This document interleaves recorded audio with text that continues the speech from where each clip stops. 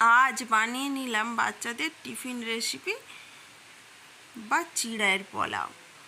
প্রথমে আমি একটু রিফাইন্ড তেল দিয়েছি 1 চামচ মতো। তার মধ্যে আমি 3 চামচ চিনে বাদাম দিয়ে দিলাম, যেটাকে গ্রাউন্ড নাট বলে। এটা আমি ভেজে নেব ভালোভাবে। দেখো, ভাজা বুঝতে হবে কালার চেঞ্জ হয়ে গেছে ও ফেটে ফেটে গেছে স্কিনটা, তখন বুঝতে হবে যে ভাজা হয়ে গেছে। এই অবস্থায় তুলে নিলাম। নিয়ে এই কড়ার মধ্যেই দিয়ে দিলাম কিছুটা বিনস কুচি ও কিছুটা গাজর কুচিও দিয়ে দেব। প্রথমে আমি বিনসটাকে হালকা টস করে নিলাম বা নেড়ে নিলাম। তারপরে দিয়ে দিলাম গাজর কুচি। অল্প পরিমাণেই দিচ্ছি, কারণ আজকে আমি অল্প কোয়ান্টিটিতেই বানাবো, সেই জন্যে। বিনস ও গাজরটাকে ঢাকা দিয়ে অল্প আঁচে ভেজে নিচ্ছি। পরিমাণ মতো একটু লবণ দিয়ে দিলাম, যাতে সবজির মধ্যে লবণ চলে যায়। আর ততক্ষণে আমি চিড়েটা ধুয়ে নিচ্ছি। দেখো, আমি জেকে চিড়ে ব্যবহার করেছি, একবারে ফ্রেশ আর সুন্দর। 2 কাপ মতো আমি নিয়েছি, যেটা ধুয়ে নেব। কিন্তু এটা নর্মাল পাতা চিড়ে নিলে তোমার ধুইতেই পুরোটাই একবারে মেল্ট হয়ে যায়। যে যদি কখনো চিড়ের পোলাও বানাও, তবে জেকে চিড়ে নিয়ে বানাবে, তবে টেস্ট আরও সুন্দর হবে। যাই হোক, সবজি আমার ভাজা হয়ে গেছে। এইবার কড়ার এক সাইডে করে দিয়ে 2 চামচ মতো ঘি দিয়ে দিলাম।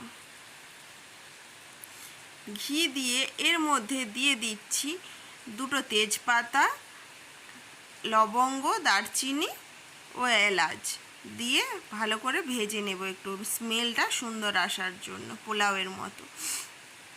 এর মধ্যে আমি কিছু ড্রাই ফ্রুটস অ্যাড করছি, কাজু ও কিশমিশ, যেটা আমি ধুয়ে রেখেছিলাম। ভালোভাবে একটু ভেজে নেব। ততক্ষণে বলে দিচ্ছি, আমার ভিডিও ভালো লেগে থাকলে লাইক, শেয়ার, কমেন্ট করতে ভুলো না। আর নতুন বন্ধুরা হলে প্লিজ সাবস্ক্রাইব করে দিও। আর যারা ফেসবুক থেকে দেখছো, তারা আমার পেজটিকে ফলো করে দিও। এইভাবে নাড়াচাড়া করে নিয়ে এইবার চিড়েটা দিয়ে দিলাম। দেখো, চিড়েটা কোনো রকম মেল্ট হয়ে যায়নি, ঝরঝরে আছে। এইভাবে আঁচ কমিয়ে ভালোভাবে নাড়াচাড়া করতে থাকবো প্রায় মিনিট 3 মতো। খুব বেশি আঁচ দিলে কড়াইয়ের মধ্যে লেগে যাবে।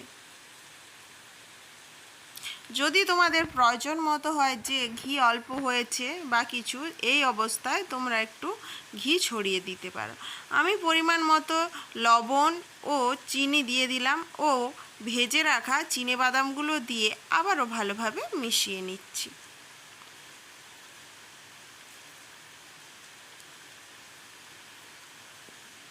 আমি এখানে কম তেলে বানাচ্ছি, সেই জন্যে আমি আর দেব না কোনো রকম ঘি বা তেল। তোমরা চাইলে দিতে পারো। আর টেস্টের জন্য একটা গ্রিন চিলি ব্যবহার করছি বা কাঁচা লঙ্কা। তোমরা চাইলে এটা প্রথমেই দিতে পারো, কেউ যদি ঝাল পছন্দ করো তো দিতে পারো। তারপর ঢাকনা দিয়ে হালকা আঁচে বা লো ফ্লেমে রান্না করে নিচ্ছি।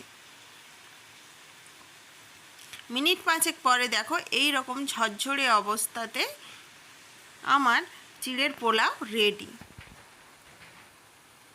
কেমন হয়েছে তা কমেন্টের মাধ্যমে জানিও। আর আজকের ভিডিও এই পর্যন্ত। তোমরা সবাই ভালো থেকো।